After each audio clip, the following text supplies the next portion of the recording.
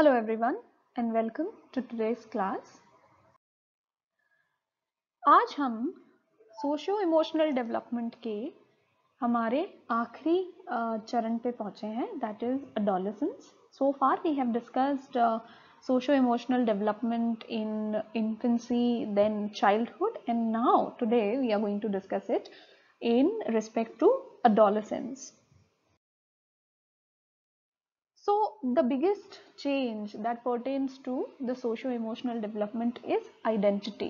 किशोरावस्था में जब हमने एरिक एरिक्सन की थ्योरी को भी पढ़ा था तो उसमें जाना था कि आइडेंटिटी यानी पहचान, अपने आप को पहचान पाना जो है किशोरावस्था का सबसे बड़ा बदलाव जो है, जो उसे बाकी अवस्थाओं से अलग बनाता है, वो है व्यक्ति अपने आप की पहचान को समझता है कि वो कैसा इंसान है, वो कौन है, कैसा इंसान है, अपने जीवन के साथ क्या करेगा, दूसरों की तुलना में वो किस तरीके से अलग है, वो किस तरीके से अपने पैरों पर खड़ा होगा, कैसे अपना करियर बनाएगा, आदि आदि. ये सारे सवाल उसे अपनी पहचान को ढूंढने में मदद करते हैं. एरिक्सन ने ये बताया कि एडोलेसेंस एक ऐसी अवस्था, एक ऐसी स्टेज है जिसके अंदर व्यक्ति या तो अपनी आइडेंटिटी या अपने आप की पहचान को समझकर निकलता है अथवा अपनी आइडेंटिटी और अपनी भूमिका पर कंफ्यूज्ड होकर एक रोल कंफ्यूजन की स्टेज पर पहुंच जाता है. तो आइडेंटिटी है क्या? आइडेंटिटी व्यक्ति का स्वचित्रण कह लीजिए, अपने आप का पोर्ट्रेयल, बहुत अलग अलग टुकड़ों को मिलाकर बनाया हुआ पोर्ट्रेयल, यानी अलग अलग आयामों को जोड़कर व्यक्ति किस तरीके से अपने आप का चित्रण करता है, उसे हम आइडेंटिटी कहेंगे. वो अलग अलग टुकड़े या वो अलग अलग आयाम क्या हो सकते हैं? जैसे कि उसका करियर, यानी उसने कौन सा अपना वर्क पाथ जो है वो चूज किया है, जो कि उसके आगे आने वाले जीवन को दिशा दे सकता है. पॉलिटिकल आइडेंटिटी, यानी कि वो एक कंजर्वेटिव इंसान है या लिबरल है, या समवेयर डाउन द लाइन वो ना तो एक आइडियोलॉजी को मानता है, ना ही दूसरी आइडियोलॉजी को मानता है, he is in the middle of the road. Religious identity, adolescence वो एज है जब व्यक्ति यह भी खोजता है कि वो क्या एक धार्मिक इंसान है, वो ईश्वर में विश्वास रखता है, वो एक हायर पावर में विश्वास रखता है, अथवा वो एक एथीस्ट है, एक नास्तिक है, या फिर वो एक कंफर्टेबल धार्मिक है, यानी वो विश्वास तो करता है बट शायद पूरी तरीके से ना करे. सो रिलीजियस एस्पेक्ट पर भी वो अपने आप को खोजता है और पहचानता है. देन रिलेशनशिप, शादीशुदा, अकेला, किसी और रिश्ते में, और इसके साथ ही सेक्सुअलिटी भी डिराइव करता है कि वो एक हेट्रोसेक्सुअल इंसान है या होमोसेक्सुअल या बाइसेक्सुअल. अपार्ट फ्रॉम दैट उसका इंटेलेक्चुअल आइडेंटिटी क्या है? हर व्यक्ति की अपनी एक इंटेलेक्ट होती है. एडोलेसेंस एक ऐसी आयु है जब व्यक्ति किस किस्म की इंटेलेक्ट को जो है रखता है, किस में इंटरेस्ट रखता है, वो भी पहचानता है. साथ ही वो ये भी देखता है कि ऐसी कौन से एस्पेक्ट्स हैं जो उसे मोटिवेट करते हैं. साथ ही वो ये भी खोजता है कि वो कल्चरली क्या अपनी संस्कृति से कितना जुड़ा हुआ है, अपनी जड़ों से कितना जुड़ा हुआ है, क्या वो आइडेंटिफाई करता है अपने कल्चर के साथ, या फिर he or she is not really the kind of person to really identify with their own ethnicity or culture. उसके इंटरेस्ट्स काफ़ी हद तक उसकी पर्सनालिटी को शेप देते हैं, जैसे कि क्या वो स्पोर्ट्स में इंटरेस्ट रखते हैं, म्यूजिक, उनकी हॉबीज़ क्या है, व्हाट आर हिज और हर डिसलाइक्स और लाइक्स. और आइडेंटिटी के आयाम होते हैं पर्सनालिटी, एक्सट्रोवर्ट, इंट्रोवर्ट, शांत, या फिर बहुत एंग्जियस, फ्रेंडली, बाहर जाने वाले, या फिर अकेले में खुद ही के ही कंपनी को एंजॉय करने वाले. अपार्ट फ्रॉम दैट आपकी फिजिकल आइडेंटिटी, आप अपनी बॉडी की इमेज आपकी खुद की ही नज़रों में कैसी है, are you happy with how you look, और you have certain questions, you have certain complexes regarding your own body. तो इस तरीके से व्यक्ति अपने इन टुकड़ों को जोड़कर, इन आयामों को जोड़कर एक आइडेंटिटी के बारे में अपना कंक्लूजन डिराइव करता है किशोरावस्था में। ये जो आइडेंटिटी कंपोनेंट्स हैं, इनके साथ इनको जोड़कर आइडेंटिटी का प्रोसेस, अपनी पहचान या अपने आप को खोजने और समझने का प्रोसेस जो है वो एक लंबा प्रोसेस है। ये ओवरनाइट होने वाला प्रोसेस नहीं है। इस पूरी प्रक्रिया में व्यक्ति कई चीज़ों को नकारता है, दरकिनार करता है और कई चीज़ों को स्वीकार करता है। ये टुकड़ों में होता है, अचानक एक साथ एक प्रक्रिया, निरंतर चलने वाली प्रक्रिया ये नहीं है। कभी कुछ चीजों के साथ व्यक्ति आइडेंटिफाई करता है और कुछ टाइम बाद उसे वो चीज इंटरेस्ट नहीं करती। So it is a long process, it happens in bits and pieces and it does not happen very clearly और नीटली। आप नहीं बता पाते कि ऐसे कौन सी स्थितियां या ऐसी कौन सी इंसिडेंट्स थे जिन्होंने आज आपको शेप किया है। नो, ऐसे बहुत सारी चीजें हैं जो बहुत धीमे धीमे आपकी आइडेंटिटी को शेप करती हैं। ऐसे कई डेवलपमेंटल चेंजेस हैं जो कि ये दिखाते हैं कि किस तरीके से किशोरावस्था में व्यक्ति अपनी आइडेंटिटी को जो है शेप करता है। सबसे पहले हम बात करेंगे आइडेंटिटी वर्सेस रोल कंफ्यूजन की, जिसके अंदर एरिक एरिक्सन की स्टेज हमने डिस्कस की थी in our class theories of development में। इस समय एडोलेसेंस या हमारे किशोरावस्था के बच्चे जो हैं वो ये डिसाइड कर रहे हैं कि वे कौन हैं, कैसे हैं, जिंदगी में क्या करने वाले हैं। अपनी आइडेंटिटी की खोज में एडोलेसेंस बहुत सारे तरीकों का इस्तेमाल करते हैं। इस समय समाज जो है वो बच्चों को रिलेटिवली फ्री छोड़ता है, रिस्पॉन्सिबिलिटी अभी उनके ऊपर नहीं आ रही है और उन्हें कई जगह ये फ्रीडम भी दी जाती है कि वो अलग अलग चीज़ों को ट्राई करें और फिर अपना मन बनाए कि वो आखिरकार चाहते क्या हैं।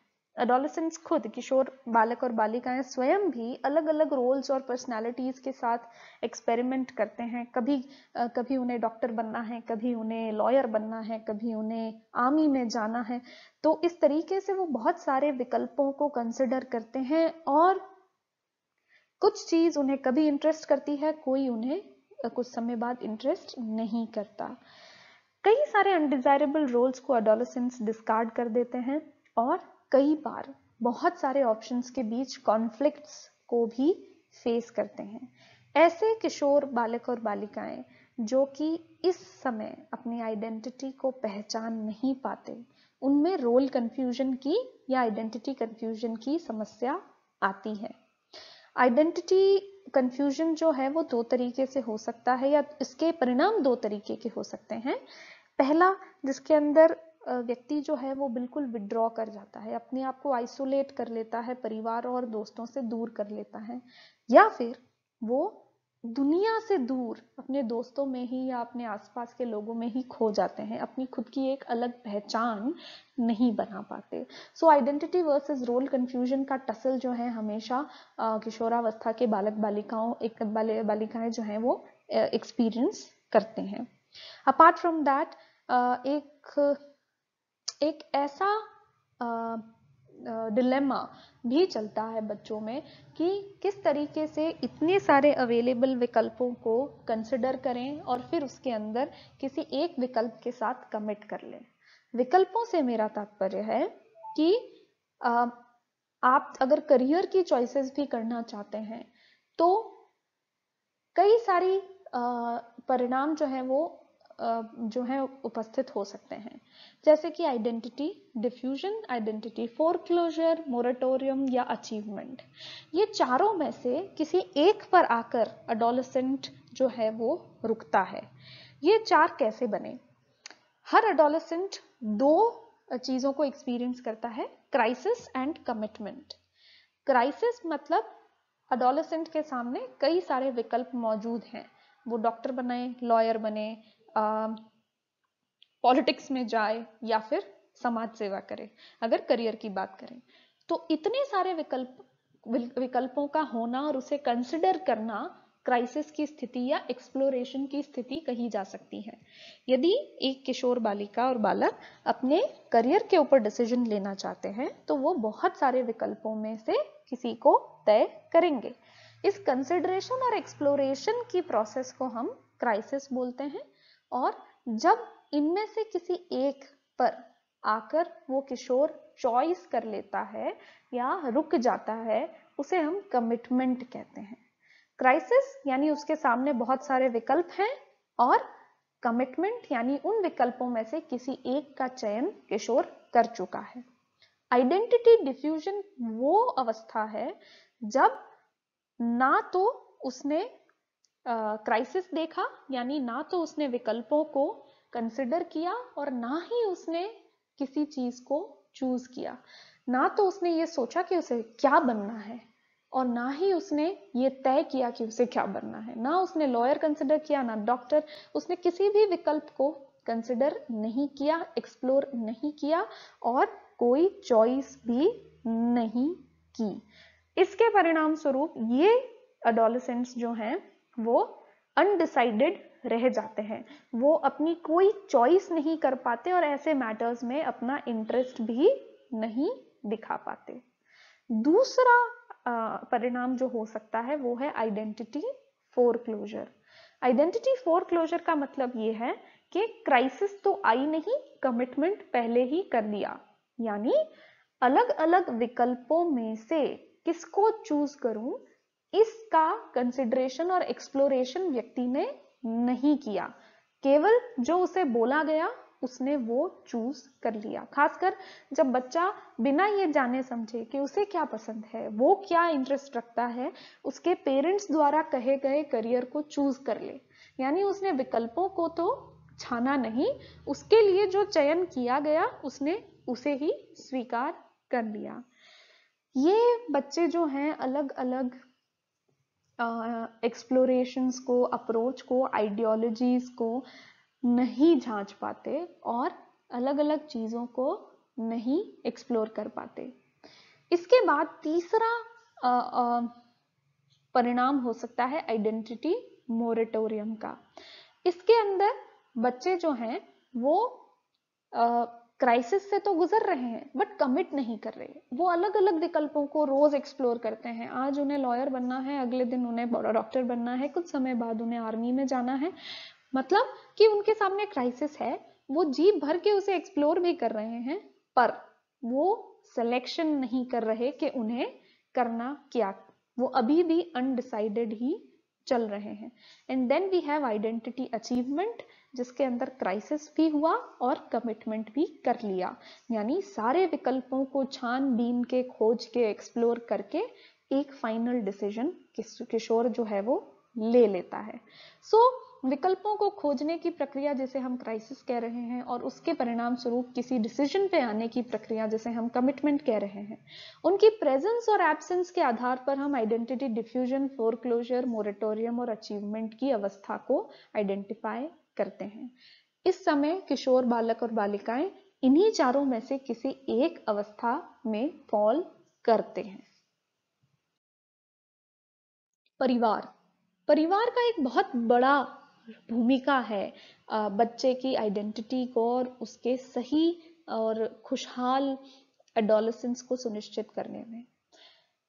इस समय पेरेंट्स जो हैं उनका रोल ज्यादातर मॉनिटरिंग का होता है। मॉनिटरिंग यानी जांचने का, चेक करने का। क्या चेक करते हैं पेरेंट्स कि एडोलेसेंट की सोशल सेटिंग कैसी है, क्या गतिविधियों में वो लिप्त है, कैसे उसके दोस्त हैं, कैसे उसके एकेडमिक एफर्ट्स या पढ़ाई उसकी कैसी चल रही है। पेरेंट्स आमतौर पर सुपरवाइज करते हैं और मॉनिटर करते हैं कि उनका जो किशोर वय बालक और बालिका है वो किस तरीके से, कैसे लोगों के बीच उठता बैठता है, क्या गतिविधियां आमतौर पर करता है और अपनी पढ़ाई पे कितना ध्यान दे रहा है।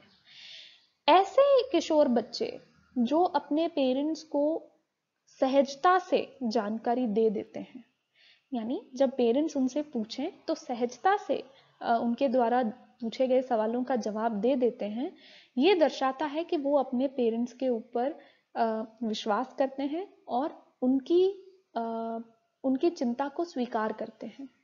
परंतु यदि बच्चे बच रहे हैं माता पिता से, और खासकर एडोलेसेंट या टीनेजर बच्चे जब माता पिता के सवालों से बचते हैं, तब इस अवस्था में बच्चे और माता पिता के बीच एक तनाव की स्थिति जो है वो उत्पन्न हो सकती है, क्योंकि माता पिता आज भी बच्चे से अटैचमेंट की उम्मीद रखते हैं, बट किशोर बालक और बालिकाएं इस समय ऑटोनमी यानी स्वावलंबी बनने की कोशिश कर रहे हैं। उन्हें डिसीजन भी खुद लेना है और उन्हें हर चीज में सवाल जो है वो रोक टोक लगते हैं।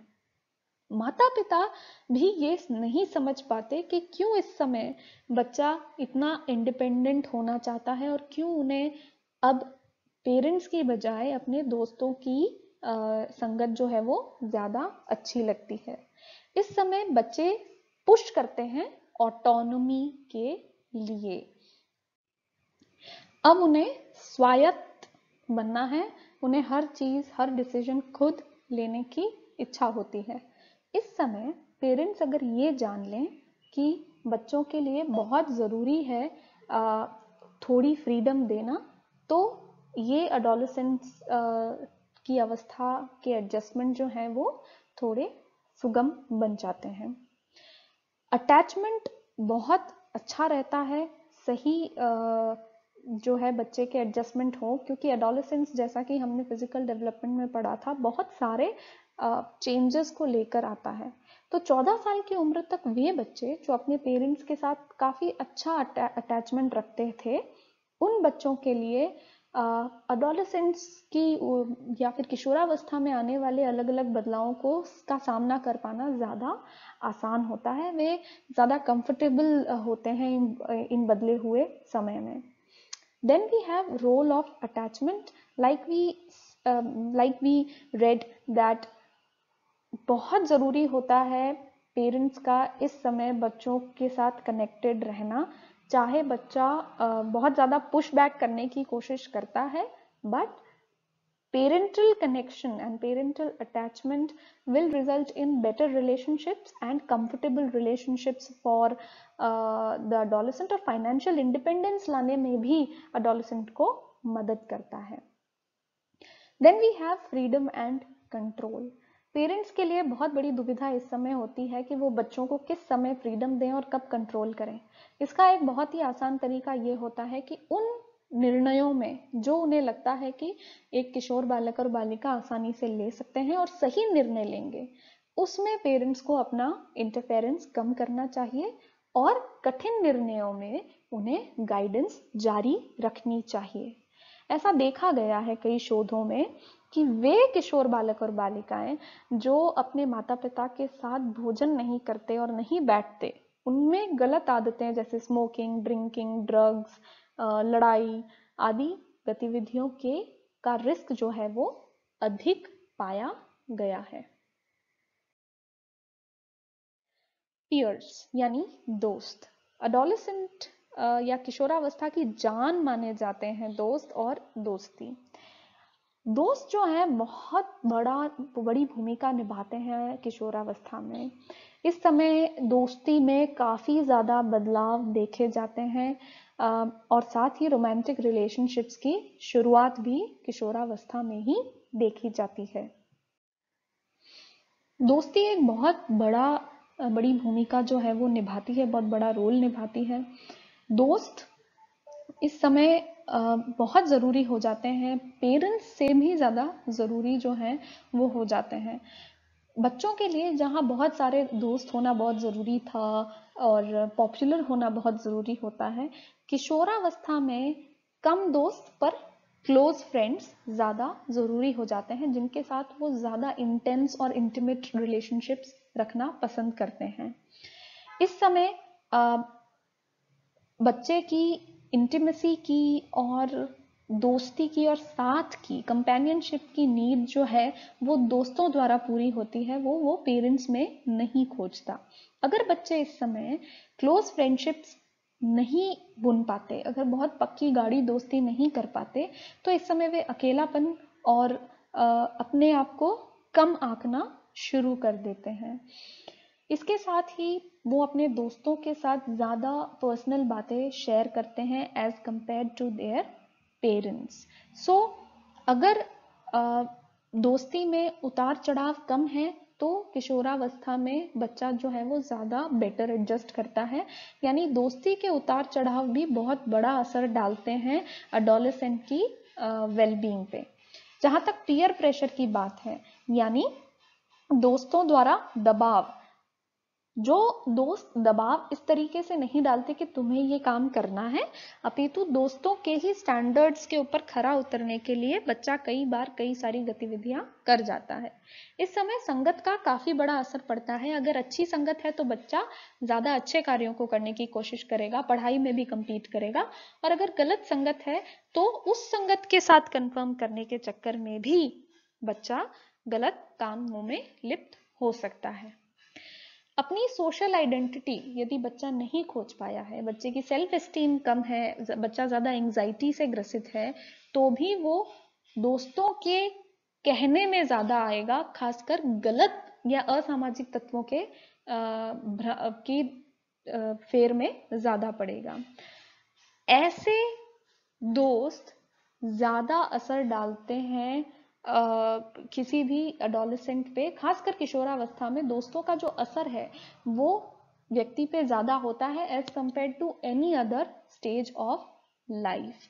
सो पेरेंट्स से भी कहीं ज्यादा दोस्त और दोस्ती जो है किशोरावस्था में बच्चे की पहचान, उसकी सेल्फ एस्टीम, उसकी सेल्फ वर्थ को डिटरमाइन और डायरेक्ट करते हैं। और सबसे खूबसूरत एस्पेक्ट जो कि किशोरावस्था का माना जाता है, that is dating and romantic relationships. किशोर बालक और बालिकाएं अपना ज्यादातर समय डेटिंग या फिर डेट करने को सोच के बारे में सोचने में गुजार देते हैं।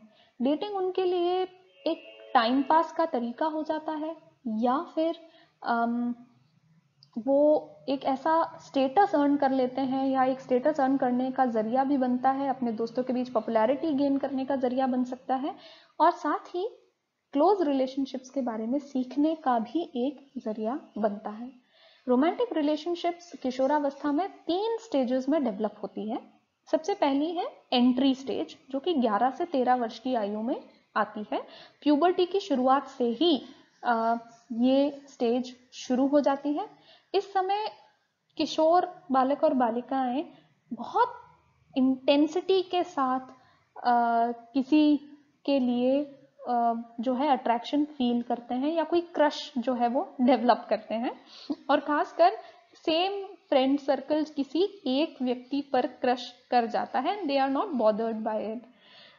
हो सकता है कि वो किशोर बालक या बालिका अपने क्रश के साथ कभी इंटरैक्ट ना ही कर पाए, बट फिर भी वो उसके साथ इंटरैक्शन करने के बारे में सोचते जरूर हैं। अगर डेटिंग हो भी जाती है तो वो ग्रुप सेटिंग में देखी जाती है। सेकेंड स्टेज पे आता है रोमांटिक रिलेशनशिप्स को एक्सप्लोर करना, जिसमें 14 से 16 वर्ष की आयु में ये ज्यादातर देखी जाती है। अगर रोमांटिक इन्वॉल्वमेंट इस आयु में हो जाता है तो वो 2 प्रकार से होता है।